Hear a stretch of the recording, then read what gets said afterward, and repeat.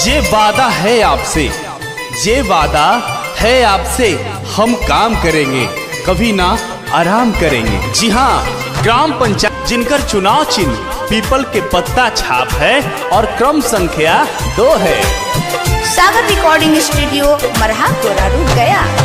पूरा पाना चाहे तमे न के ही चारा चाह गली गली में बाटे सटल सगरी पर चाह एह दीदी न के जीतई हो ए हो कबहू बात न भूलई हो। जी हाँ भैया, इनका चुनाव चिन्ह पीपल का पत्ता है और क्रम संख्या 2 है। तो भैया दीदी चाचा चाची से यही उम्मीद बा कि अब की बटन 2 नंबर पर दबी।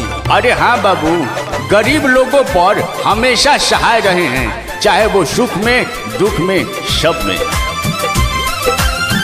2 नंबर कर मांग इनकर बाटे, वार्ड सदस्य से खाड़ हो। ये दादा सुनी था ना, और इनके जितावे के बा। ए हो गरीब के सेवा करिए, झूठ के खिलाफ लड़िए, नेताई हवे ईमानदार हो। हाथ जोड़ी गलिए गलिए मांगे लाना वोटावा, हाथ जोड़ी गलिए गलिए मांगे लाना वोटावा, वार्ड सदस्य से जीताई हो, बटन पीपल के पत्ता पर दबाई हो। ए हो क्रम संख्या 2 के ना भूलाई हो।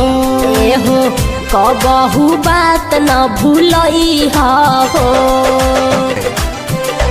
ए हो चाहे तमे कोई नदी टक्कर, जीत पाया पाना पासा में है। और रउआ लोगन बात के समझी, मिलजुल के साथ दे हो तो जीत पक्का बा। बिल्कुल हो मिली जुली वोट कर, सब कोई सपोर्ट कर, अहन के करो तू झांसा में। गावेला राज गीतिया, जीत के से हाजा सजाई हो, बटन पीपल के पत्ता पर दबाई हो। ए हो ए भैया ना के जीतई हो, ए हो कबहू बात न भूलई हो। ए दादाई ना के जीतई हो, ए हो बहुमत से विजयी बनई हो। ए हो क्रम संख्या 2 के ना भूलाई हो। आप सबों से यही निहोरा है, आरजू है, विनती इस है। बार भारी मतों से विजयी बनाएंगे। अब की बटन कहाँ दबेगा, पीपल का पत्ता कहाँ रहेगा, अब की बटन कहाँ दबेगा,